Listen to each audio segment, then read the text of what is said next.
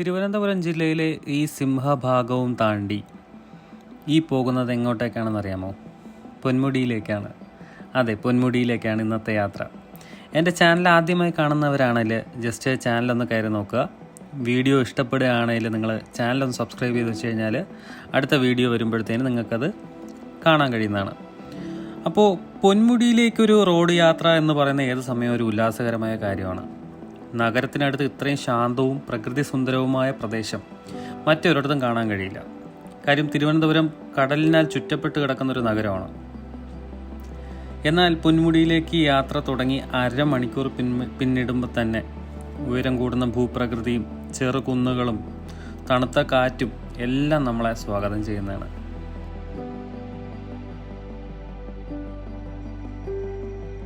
ഏറെ നാളുകൾക്ക് ശേഷം ഈ അടുത്തിടെയാണ് പൊന്മുടി സഞ്ചാരയോഗ്യമാക്കിയത്.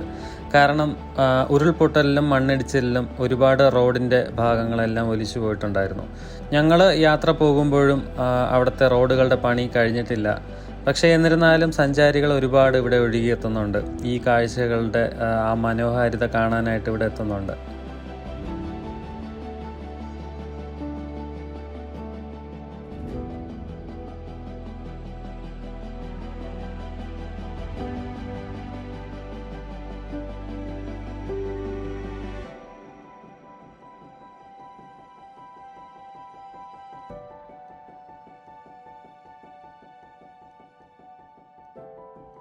പൊന്മുടിയിലേക്ക് പോകാനുള്ള ഏറ്റവും നല്ല മാർഗം KSRTC ബസ്സിലാണ്. നേരിയ ചാറ്റൽ മഴ മുഖത്ത് തഴുകി ബസ്സിൻ്റെ ജനാലക്കരികിൽ ഇരിക്കുമ്പോൾ ഒരു പ്രത്യേക സുഖമാണ്. എന്തായാലും രാവിലെ 5 മണിക്കാണ് ബസ് സർവീസ് ആരംഭിക്കുന്നത്. തലങ്ങും വിലങ്ങും ഓരോ മണിക്കൂർ ഇടവിട്ടും വിതുരയിൽ നിന്നും ബസ് രാവിലെയും വൈകുന്നേരവും ലഭ്യമാണ്.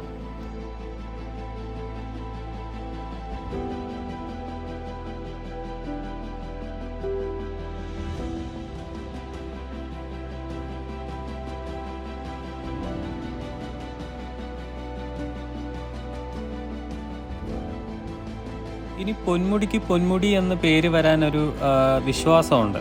അതായത് മലദൈവങ്ങൾ പൊന്നു സൂക്ഷിക്കുന്ന മലയായതിനാൽ പൊന്മുടി എന്ന് കാണിക്കാരായ ആദിവാസികൾ വിളിക്കുന്നു എന്നാണ് പറയപ്പെടുന്നത്.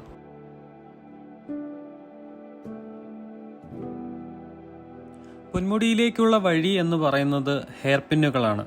അതായത് അതിമനോഹരമായ 22 ഹെയർ പിന്നുകൾ കടന്നു വേണം നമ്മൾ പൊന്മുടിയുടെ ടോപ്പ് ഹിൽ സ്റ്റേഷനിൽ എത്താനായിട്ട്.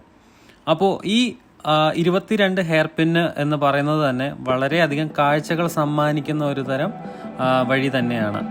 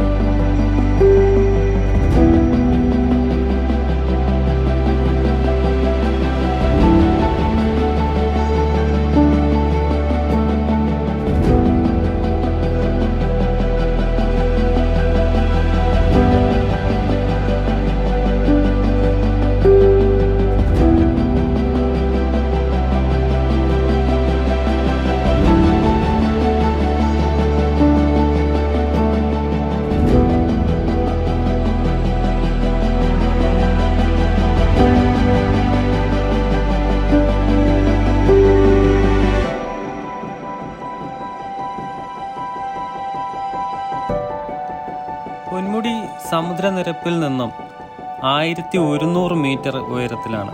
അതായത് അറബിക്കടലിന് സമാന്തരമായ പശ്ചിമഘട്ടത്തിൻ്റെ ഭാഗമായ പൊന്മുടിയിലെ കാലാവസ്ഥ വർഷത്തിൽ മിക്കവാറും എല്ലാ സമയവും തണുപ്പും മൂടൽ മഞ്ഞും ഉള്ളതായിരിക്കും. പക്ഷേ ഞങ്ങൾ ഇന്ന് വന്ന സമയത്ത് മഞ്ഞൊന്നുമില്ലായിരുന്നു. പക്ഷെ നല്ല പ്ലസന്റ് അറ്റ്മോസ്ഫിയർ ആയിരുന്നു, തണുപ്പുണ്ടായിരുന്നു. പക്ഷെ നമുക്ക് മഞ്ഞ് കാണാൻ കഴിഞ്ഞില്ല. ഇങ്ങനെയും പൊന്മുടിക്ക് ഒരു ഭാവം ഉണ്ടെന്ന് തന്നെ കരുതുന്നു. നല്ല രസമാണ്.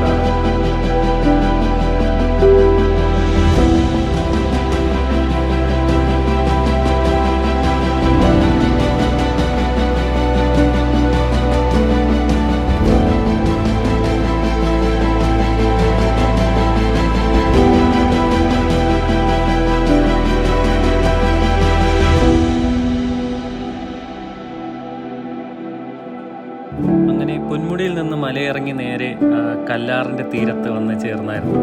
അപ്പോൾ കല്ലാറിൻ്റെ വെള്ളപ്പാച്ചിലിൻ്റെ മനോഹാരിത ആസ്വദിക്കാൻ പോവുകയാണ്. അതായത് മീൻമുട്ടി വെള്ളച്ചാട്ടത്തിൽ നിന്ന് ഒഴുകി വരുന്ന വെള്ളമാണ് കല്ലാറിൽ കാണപ്പെടുന്നത്.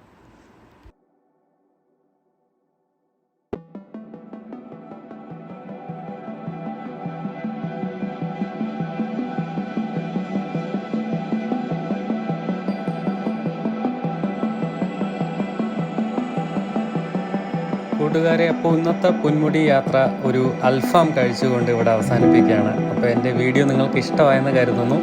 അപ്പോൾ എൻ്റെ ചാനൽ മറക്കാതെ സബ്സ്ക്രൈബ് ചെയ്യുക. അപ്പോൾ ഓക്കെ, അടുത്ത വീഡിയോ കാണുമ്പോഴേക്കും ഒരു അൽഫാം ബൈ.